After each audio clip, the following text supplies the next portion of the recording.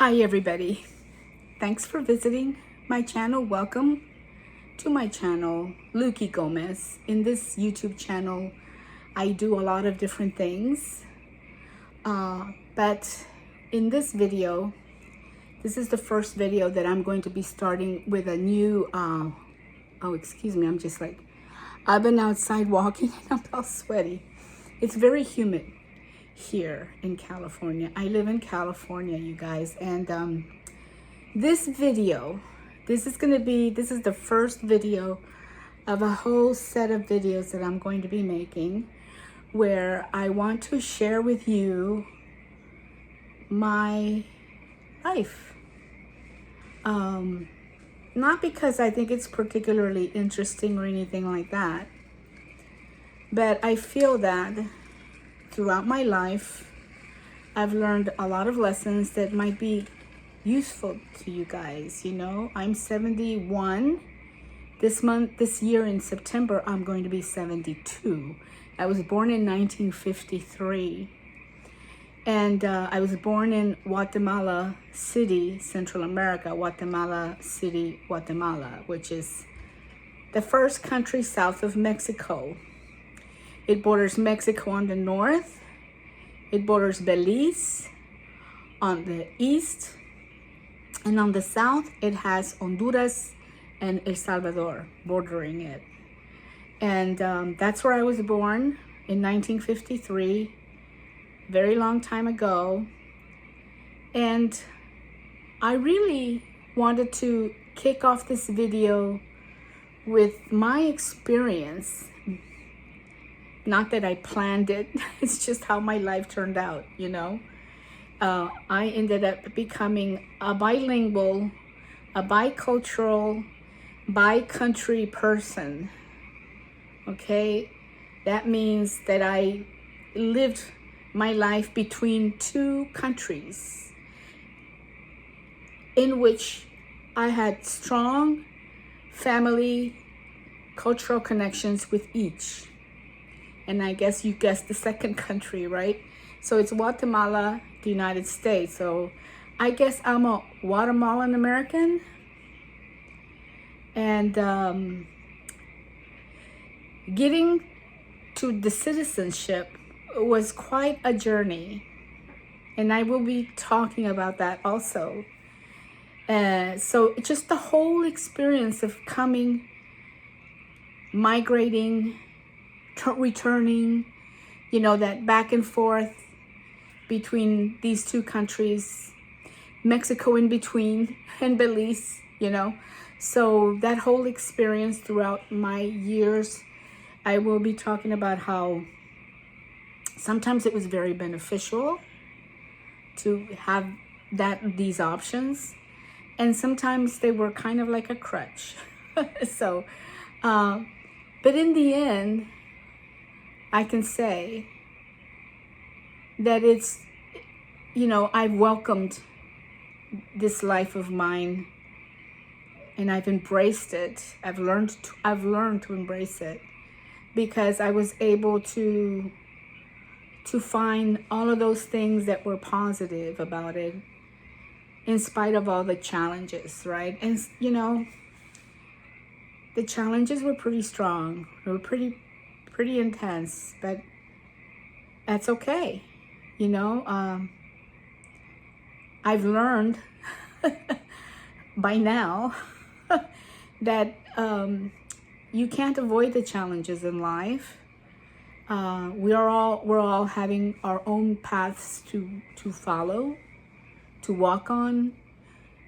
We all have different lessons to learn. And that's just how I feel about it, you know. So let me tell you, so I was born in Guatemala. Now, how in the world,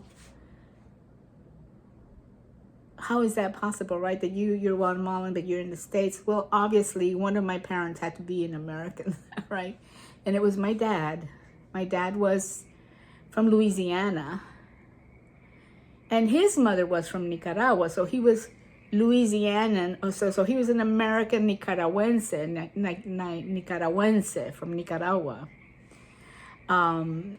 His father was American. So my father was born in Louisiana, and eventually he grew up between two countries also. It almost seems like, you sometimes you inherit you inherit these things, which I think I did, because with my dad, his mother, she was from Nicaragua, but she lived in Louisiana. Actually, she was living in New Orleans, because in those days, and I'm talking about 1920s, around there, New Orleans was a huge, important American port.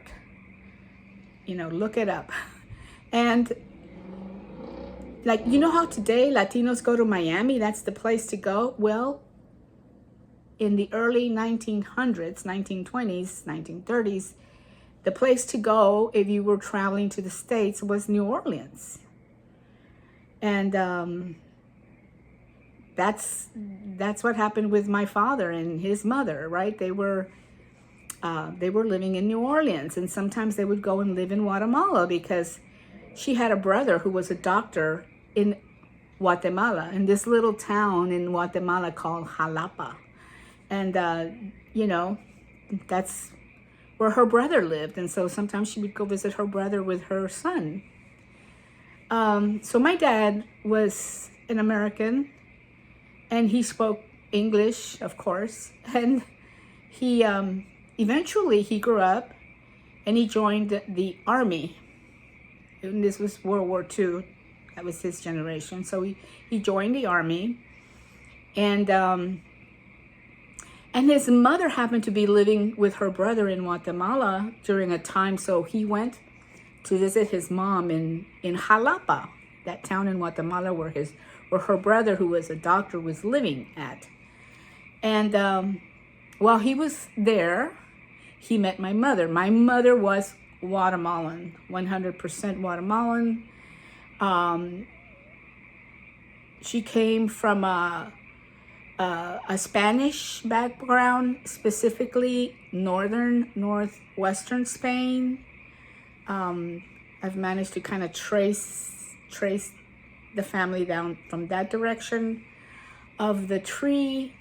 And on her mother's side, I managed to follow the family tree to that part of Spain. But, they have, the first family members to arrive in Guatemala, we're thinking it was probably around 1810, 1815. The beginning of the 19th century was when her part of the family kind of peaked into the records in Guatemala.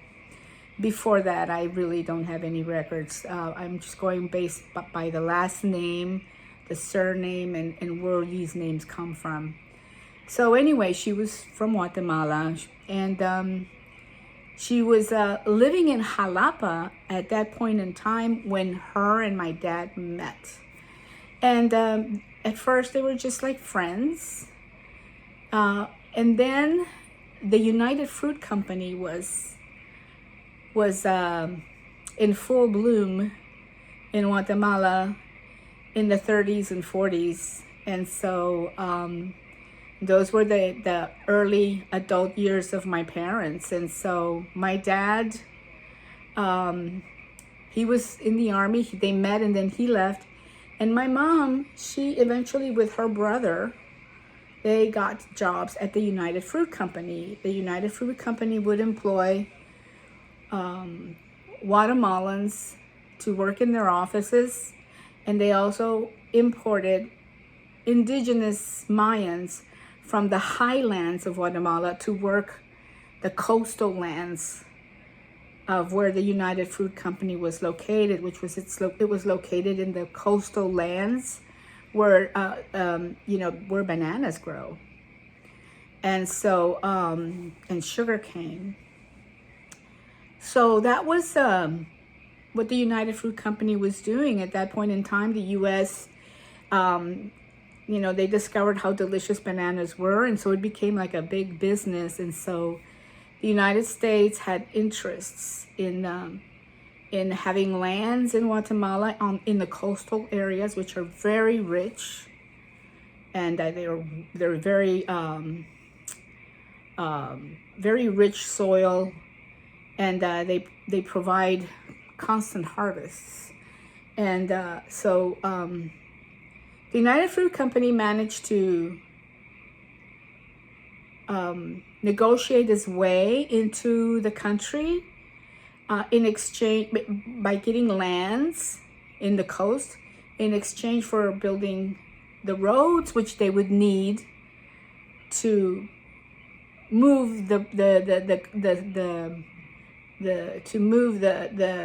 harvest of bananas to the port, which the U.S. also helped build. And so they built the roads from Guatemala City down to the port in the coast, plus the roads that went through the lands where these plantations were. And they also built the train that also went from San Jose, which is the port on the coast, on up to Guatemala City. So those were done by the U.S. And they also installed communication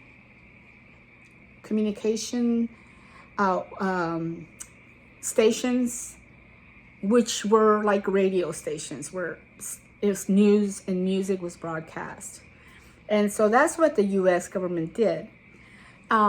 So when my mom and dad, when they met, that's what was going on in Guatemala in terms of, what was going on with their relations with the U.S. anyway. And so they, my dad and a lot of his American, Army friends, they would visit Guatemala, and the port had Guatemalan ships, and then they also had German ships there. And the reason why I know that is because my uncles would speak of getting jobs sometimes at some of these German ships. So that's what was going on. And so they met, and my mom with her brother started working at the United Fruit Company in a town called Bananera, because the United Fruit Company had several town centers where they had offices and where, they were using the land around that area. And they would employ, people from the city, Guatemalans from Guatemala City, right? And so that's why my mom and her brother were employed there working in the offices. My mom talks about how fun it used to be. It was a really great place to work. She always spoke really highly of it. They really enjoyed themselves. But for the indigenous communities, it was a completely different story, right? And we learned a lot of those stories through an indigenous woman who won the Peace Prize back in the 90s. Her name was Rigoberta Menchú. And she was, her parents were, indigenous leaders for Indian rights and land rights for indigenous peoples, because a lot of them were losing their lands or were being shipped to strange lands. Like if you were from the mountains and they would ship you to the coastal lands where it's very hot and humid, and a lot of them would get sick, and they were working under really horrible conditions oftentimes. So Rigoberta Menchú talks about that story of Guatemala in that period. But for my mom and her brother, the experience was different. They were working in the offices, that they probably had air conditioning, and they would give them housing too. Nice housing, because I've been over there to see some of the little cabins that they built for their workers that worked in the offices, and they were pretty nice. So anyway, they were dating for 3 years. The custom back in those days was that if you liked somebody, you kind of went steady for like at least a year, 2 years, and 3 years, because you really wanted to get to know the other person and meet their family and see how if you were compatible.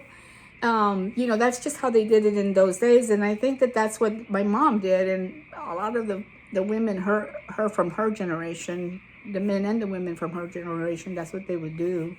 So she went steady with my dad for 3 years until he finally asked her to marry him. And she didn't really want to get married. She wasn't really sure. She was like kind of enjoying her life, you know, just being Lily, you know, not attached to anybody. But my dad really insisted. He really loved her. And she loved him too, but she wasn't as in love with him as he was with her. And this is the story she tells us, right? Because she was the one that told the stories in the family. So basically, eventually they got married, okay? And I think they married like in 1945, something like that. And then they had 4 kids. I was the third of 4. I was the only girl. They had 3 sons and me. And so we were all born in Guatemala, because by that time my dad was living in Guatemala with mom, and he was working. He was an accountant, and he was working accounts at this company that sold washers. Now, we're talking about the 1940s. To own a washer in Guatemala was a big deal. And usually people who owned washers were usually very wealthy people. Most people could not afford to buy a washer. Even today, you know, people are now, you see people with washers at their houses, but that's only recent, you know. Usually people are washing by hand and line drying their clothes, you know. And so, and some people just will have a washer, not a dryer, and they line dry.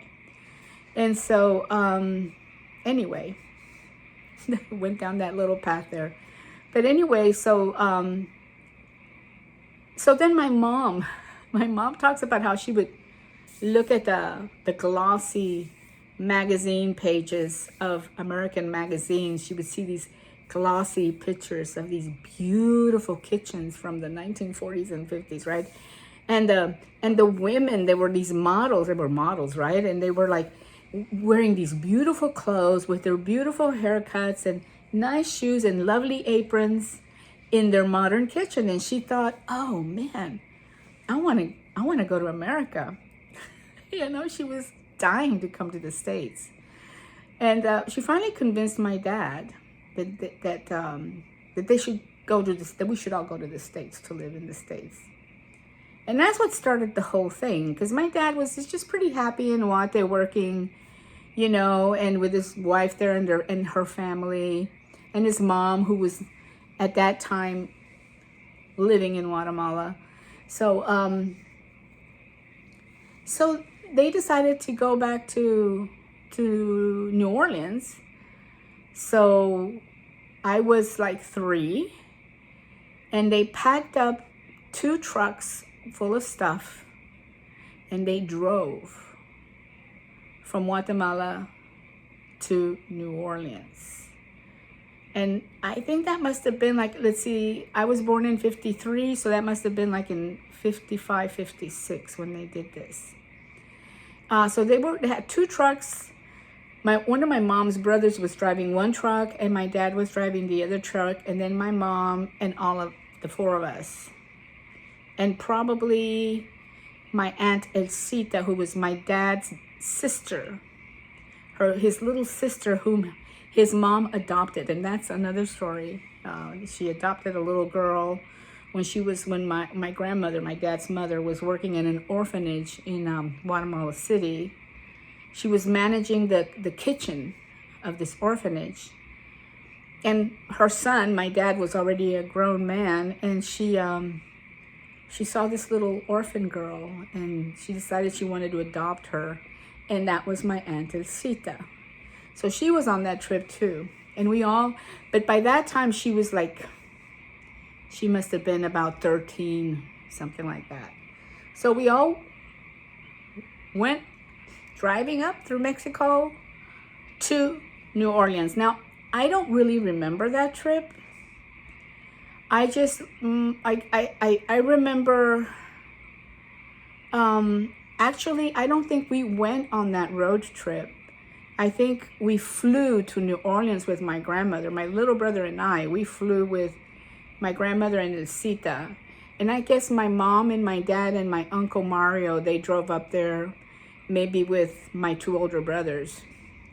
And then we stayed behind, and then later, once they had reached New Orleans and found a house in New Orleans, and then they sent for us. And so we flew as little kids with my grandmother and our aunt Elcita that's my little brother and I, to New Orleans. And that I remember. I remember a little bit flying on the plane. I remember a little bit being in Jalapa, where my grandmother used to live. I barely remember her. And then I don't really remember arriving in New Orleans. I don't remember that at all. And then I just remember certain flashy memories of New Orleans. I remember one time we went to the Mardi Gras, and they were throwing these necklaces. That's all I remember. And then I also remember that when it would rain, the streets would flood. I remember that, and we would all go outside and play in the flooded streets. And that's pretty much everything I remember from New Orleans. And the thing is that we were there for 3 years. So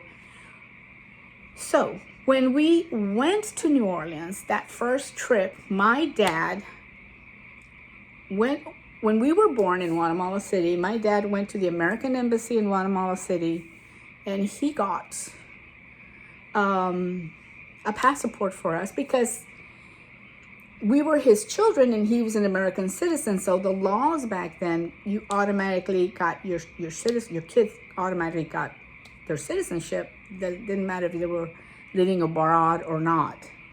And so he got a passport, an American passport that had the four of us together because we were all little. There was a picture of the four of us in this passport, American passport that we had. So when we went to Guatemala that first time, my dad had this passport which he showed to immigration so that we could go in, right, without a visa or anything like that because we had our passports. So basically they had the passport with them. They crossed the border for my brothers, and then when we flew in, they were at the airport and they walked with us through immigration to show the authorities our passport with my brother and I, because the four of us were in that passport. There was a picture of the four of us. So he had to kind of be there for both entries of his kids. And we got in with no problem. And we were in New Orleans for 3 years or 2 years. And then apparently the story goes that my mom did not speak any English, so she got a job as an elevator lady. She got this job where she was in charge of working the elevator of this building in New Orleans. And all she had to do was say, going up or going down, you know? And so that was her job. But so her English was pretty basic. So I think that the time that she was in New Orleans, she picked up some English, but she really wasn't fluent in English at all. And we were only there for 2 years or something like that, 2.5 years. So that's not really long enough to speak a second language. I mean, you might dabble in it a little bit, but it's not that easy. So especially when you're an adult. When you're an adult, it's really hard to learn a second language. Now, when you're a kid, it's really easy. Like for us, when we were speaking Spanish in Guatemala. When we went to New Orleans, 2 months later, we were speaking English. Like, yeah, second nature, no problem. I had my Debbie, my little friend that I used to play with, who lived next door, and she spoke English only. She didn't speak any Spanish, and we would play and speak English all the time, you know. So for me and my brothers, it was easy, and the television had just started to come out, so we would watch cartoons, and they were all in English. And then when we were going to preschool with my little brother, everything was in English. So we pretty much picked up English naturally. We were little, 3, 4, 5, just, developing our language skills. And so we just picked it up really quickly. But what we did lose was some of our Spanish. So anyway, let me take you back a little bit, because when you go back and you talk about somebody who's lived in 2 different countries, it gets a little bit more complicated, because there's like the cultural aspect, the linguistic aspect, which is pretty important, the legal aspect, getting passports and being legal, all that stuff. So there's a lot more information to fill in, the story. So the thing is, my mom, she realized that living in the United States wasn't as glamorous as she had seen in those pictures in the magazines and the glossy magazines that she saw in Guatemala. She realized that it was real, and that the kitchens were a little bit more modern, but you still had to get in there and chop tomatoes and peel onions, right? And do all the work. And she was working part-time, and on top of that, she had 4 kids and a husband. So, and before in Guatemala, she was used to having a maid, because in Guatemala, if you can afford a maid, which is way more affordable, you have a maid, and this woman will come in and she'll do everything. Pretty much they do everything, and so my mom was really spoiled. And so she didn't like it. She was really depressed, and she was missing her sister. Now, my mom had a sister, she had a sister, and they were very close. Ever since they were little, they were very, very close. And so she was missing her sister, and plus she didn't really like the U.S., and she started crying and getting depressed, and she wanted to go back. My mom was so spoiled when I think about it. So my dad, who was a real sweetheart at that time and very patient man, he says, "Okay, Lily, we'll go back." So like 3 years later, after driving up there,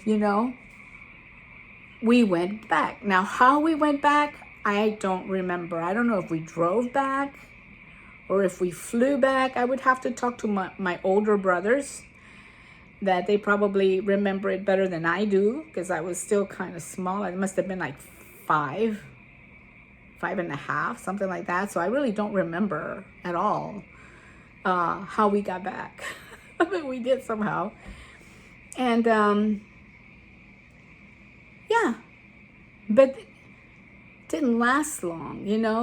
We got back, and then the way I know the story is that we got back, and then they put us all in school, because in Guatemala we always went to private schools. And that's another thing. And private schools in Guatemala are very affordable. Generally speaking, they're affordable. I mean, I could afford a private school for my son when he was going to school there. So, and that's saying a lot, because I was a single mom and I didn't have a lot of money. But it's affordable, and they have different kinds. Some schools are more expensive than others, but everybody's wearing a uniform. Even in the public schools, the kids wear uniforms. And so anyway, we went back, and we were all I was in the private school where all my mom's friends and my cousins my girl cousins were in the same school. So that was a really cool time that I got to play with my cousins, and my dad was working, I guess. No, well, what happened was that he started his own business with a friend, with a business partner, and they started a fruit and vegetable boutique kind of store. And it was a good idea. I mean, in that point in time, he was probably one of the first people to think of that idea, because later on, 5-10 years later, that was a really good business to have. But at that point in time, it was really difficult for them. Apparently, his partner kind of ripped him off, and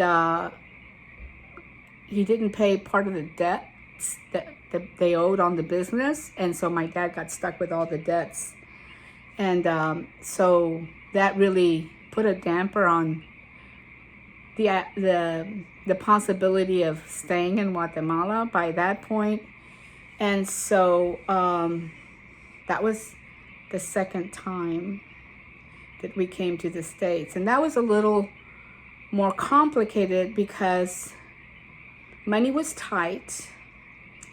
And so what they did was that my dad, he left. He was the first one to go. And when they looked at the map of the U.S., they saw New Orleans. Well, New Orleans is a little further away from Guatemala, so they decided they picked Houston just by looking at the map, because it seemed to them that Houston was closer to Guatemala than New Orleans. And I think he was probably thinking of driving, if you drive. So that's how he ended up in Houston. He went to Houston first. And Mom stayed behind with the four of us. And he was in Houston. And things were really, money was very tight. Okay? So he went to Houston. My mom would tell me the story that how it was so hard for him because he was so far away from his family, his wife and his children. And he was in this city, Houston, trying to find work, and staying probably at some hotel or something, I just can't even imagine. Well, yes, I can, but yeah. So until he found a job working at a furniture factory in Houston owned by a Jewish man, okay? And apparently he was a very nice employer. And so my dad got a job there, and he was working really hard, and he was saving his money so that he could send for us, right?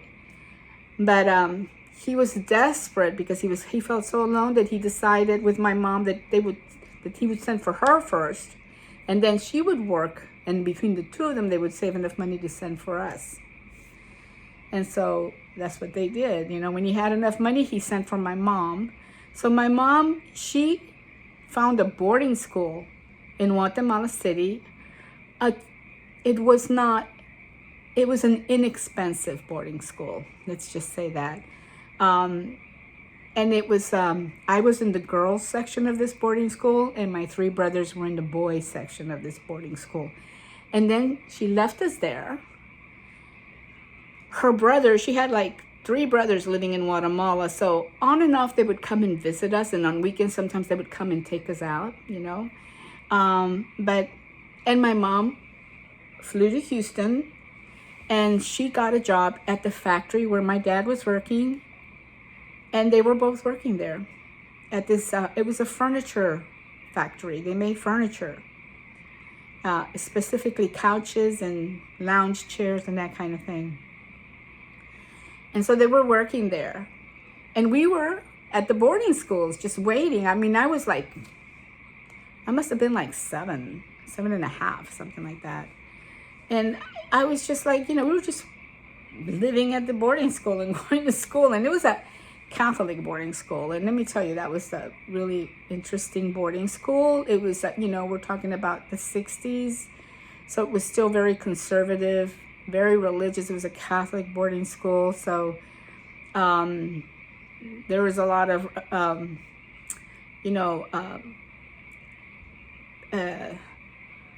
traditions that were handed down from centuries before, I guess. And one of them was really interesting. Like, we had to get up in the girls' boarding school. They would wake us up early at, I guess it must have been like 6 o'clock in the morning. And the first thing we had to do, we had to go to the pilas, the fountains. There was a fountain there where you did your laundry, and we used the water from there also to bathe. So every morning we had to bathe in this cold water, but we had to wear gowns, bathing gowns, and bathe with the bathing gowns. And that's what we would do every day at 6 o'clock. Here we were, these little kids. I mean, I was like 8, 7, and we're bathing out with gowns with this cold water. And then after that, we would go and get dressed. And then we had to go to Mass. And in those days, and we did this every day. Maybe that's why I became an atheist. I don't know. But we would have, we would get dressed and then we would go to Mass. And in those days, the Mass was in Latin. And these were long Masses. They were like an hour long. So we had to, and the priest was facing the altar. The priest was not facing us. And so the whole Mass was in Latin, and we had to sit there for an hour, starving, because we hadn't had breakfast, and we bathed in cold water until the Mass was over. And we're talking about 45 minutes, And then finally, we would go into the dining room and eat. And the meals were usually oatmeal, milk, black beans, that kind of thing, because this was an inexpensive boarding school, but we got our 3 meals a day. And so, and I remember that because my family wasn't around. My parents were in Houston, and my aunts, they would come and visit us once in a while, but many weekends, nobody was visiting us. And I was by myself in the girls' boarding school. At least my brothers were together in the boys' boarding school. But I remember that some of the girls or families would visit them from some town in Guatemala, some mountain town. And they would bring like these baskets full of fruit and all this bread and all this delicious food. I mean, because let's face it, the food at the boarding school was just adequate enough, okay? It was definitely not gourmet. And I used to see these huge baskets of food. So I guess I was always hungry, and somehow I saw at some point a magazine that had photographs of cakes, of these delicious looking cakes in these photographs, with those shiny pages. And I used to wish I could eat them, right? But no chance ever getting a cake there. Never ate a cake at the boarding school. So then, meanwhile, back in Houston, my mom was crying all the time because she was really missing us. She was always crying, and my dad was, Lily, we're almost there, just a few months more. And my mom was like, but I miss my kids. She was always crying. And the thing is that the guy, their boss, noticed that Lily was always crying. So he goes up to my dad. He goes, Henry, why is Lily always crying? And then my dad said, well, because she misses her kids. We have to save enough money to bring the 4 of them in. He goes, why didn't you tell me? I'll lend you the money, and then little by little, I'll deduct it from your paychecks until you pay me back in full. I thought that was a really sweet thing for this man to do for my parents and for us, get us out of a boarding school, And so that's what happened. So eventually, we must have been at the boarding school about a month and a half, 2 months. It felt like a long time when you're a kid. Feels like, well, you don't really have the sense of time, really, at that age. So all I know is that it was time to get back. A friend of my mom's picked us up, a childhood friend of hers, and took us to the airport. And then we took the plane, the 4 of us. And we still had the passport, our passport, with the 4 of us in the picture when we went in to Houston. But in Houston, at the immigration office, they took the passport away from us. And they gave us resident cards. Never really thought anything of it. At that point, years later, I was like, why did they do that? They took away our citizenship identification, our passports, and that's all we had because we were all born in Guatemala, but our father was an American. And so why in Houston did they do that? Years later, when I finally decided to find out what had happened, I found a lawyer in Houston, and she explained to me that at that point in time, the laws had changed. And so that's why they took away the passport, because we had been born abroad and we had not been living in the States. But they gave us residence cards, which honestly, I was very grateful for that in hindsight, you know. But at the same time, what a drag that they took away our passports, because my father was an American citizen and he was in World War II. So anyway, that's what happened. So we got to Houston. My parents were at the airport picking us up. And we were so happy. We were also happy to see each other. We were all together. It was pretty cool. And then we went home. And my parents were living in a one-bedroom apartment on Christ Street. I'll never forget the name of that street. Christ, like in Jesus Christ. Christ Street. So they were living on Christ Street in Houston. And it was a one-bedroom apartment. So the bedroom had 3 beds for my brothers. They had put my bed on a little corner in the kitchen, on the side of the kitchen there, a little out of the way. And then they had the living room bed. And they had the living room as their bedroom. And the cutest thing, the sweetest thing, which I'll never forget, is that, and at that time I didn't realize it. I kind of later on, I thought, wow, that was really cool they did that.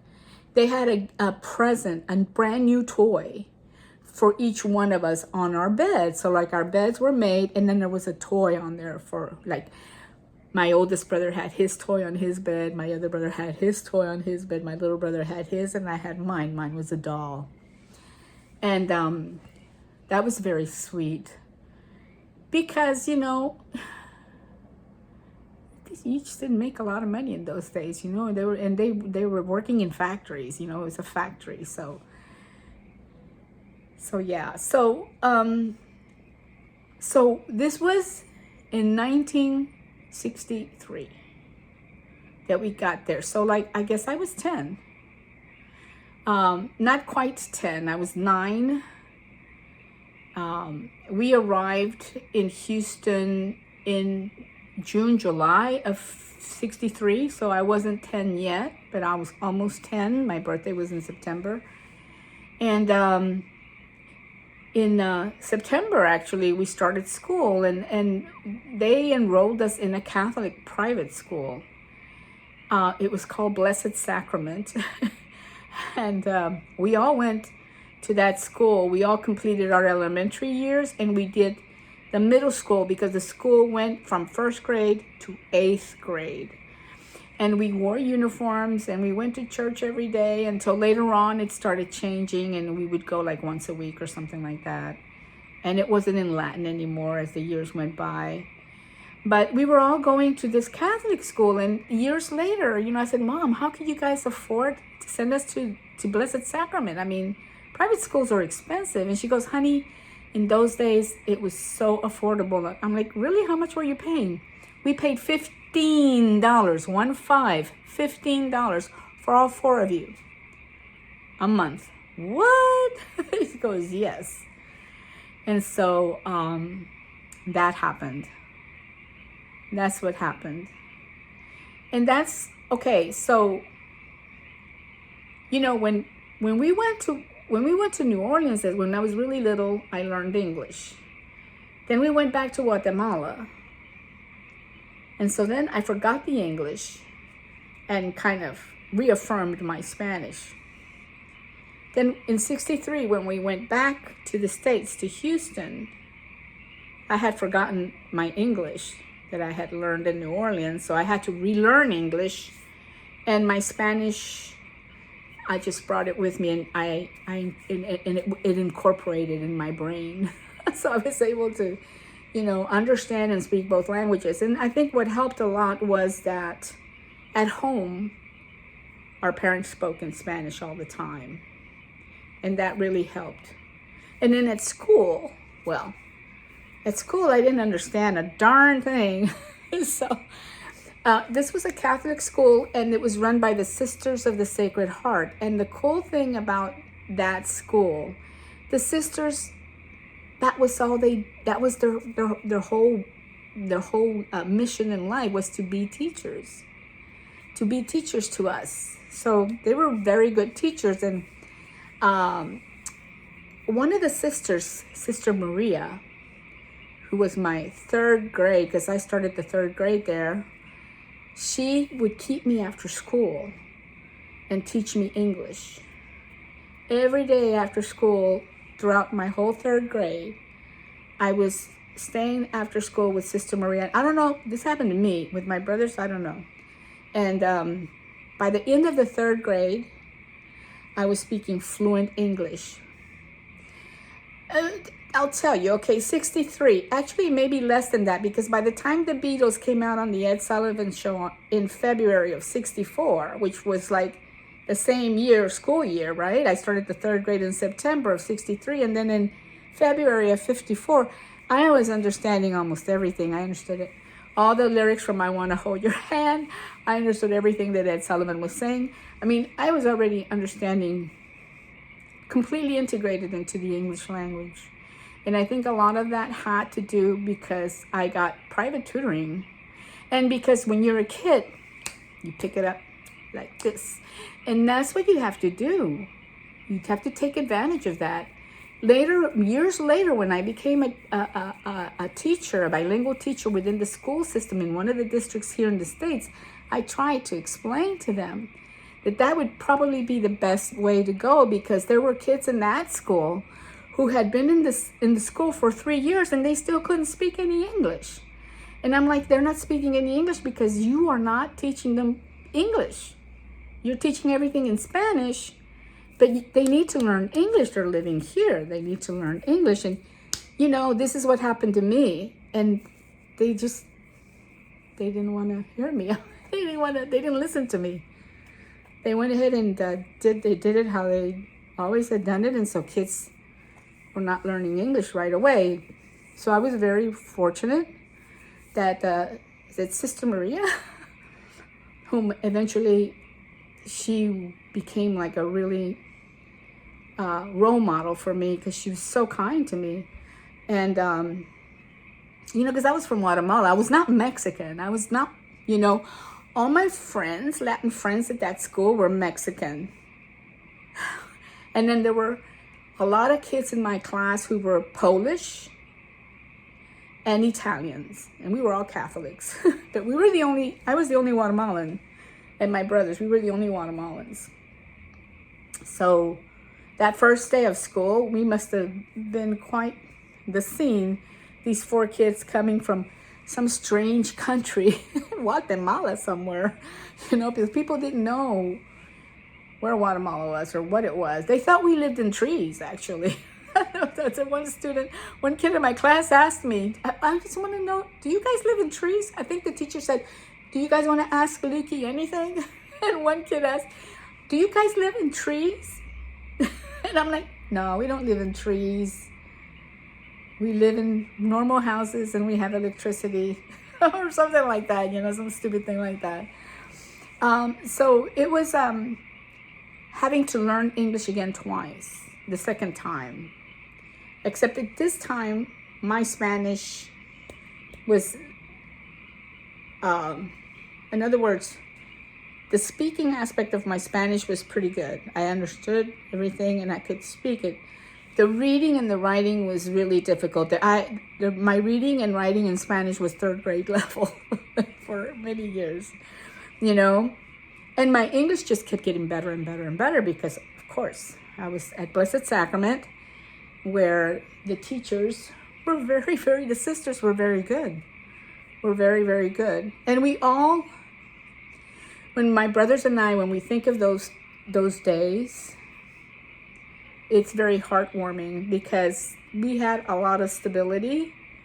Our parents got along pretty well. We were very lucky. I never heard my parents fight or raise their voice at each other. Never. And, you know, everybody knew us at school. We were part of the community. We were all in the Scouts. I was in the Girl Scouts and my brothers were in the Boy Scouts. And My brothers used to be altar boys. They're the little boys that help the priest, when they're doing mass. So they were altar boys. We used to make fun of them with my friends. And then my brothers were really cute. So they became really popular, especially when the Beatles came out. They started teaching themselves how to play the guitar. And pretty soon they had a band and they were playing Beatle music. And I remember we did a dance up at the community room up at Blessed Sacrament. And gosh, I guess I was in the 4th grade by then. That's a year later, I guess. And they were really popular, and all the girls crazy about my brothers, and they would come up to me and they would say, "Oh, how can you live with your brothers? Oh my God." Oh. It's so funny. But that happened. So Blessed Sacrament was pretty cool. When we think back of our years and students and our friends there and our experience there and the sisters and just the whole experience, with a strong faith, Catholic faith background, which of course, I didn't really care about that, by then, but at the same time, it did give us a lot of stability when we were little. So it was very good. Okay, I'm gonna leave it for there now because this has been really long and you guys are probably bored. But if you enjoyed this, subscribe.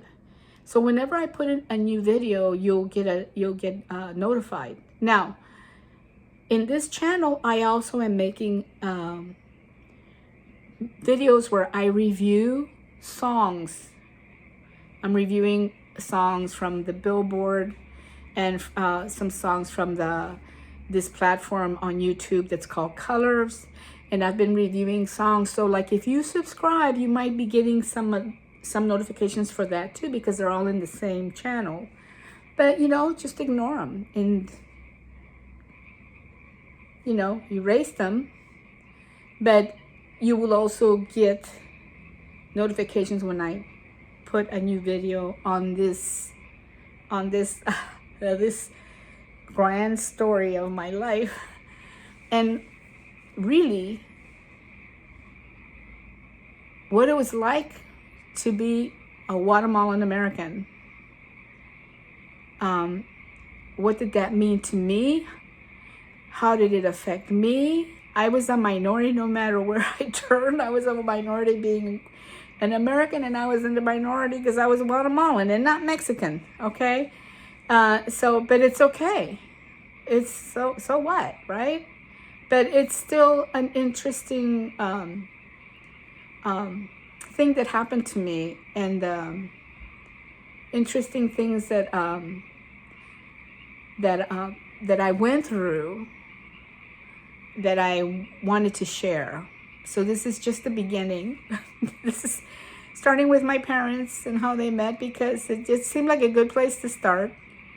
But if you have any questions, put them down. If you would like to hear me talk more about a specific, topic, or, let me know. And I can, expand on it further at the next video. And yeah. So my name is Luki Gomez, and I'm a Guatemalan American. And thank you for visiting. I hope you liked my video. And thank you so much for taking the time to hang out. Bye-bye.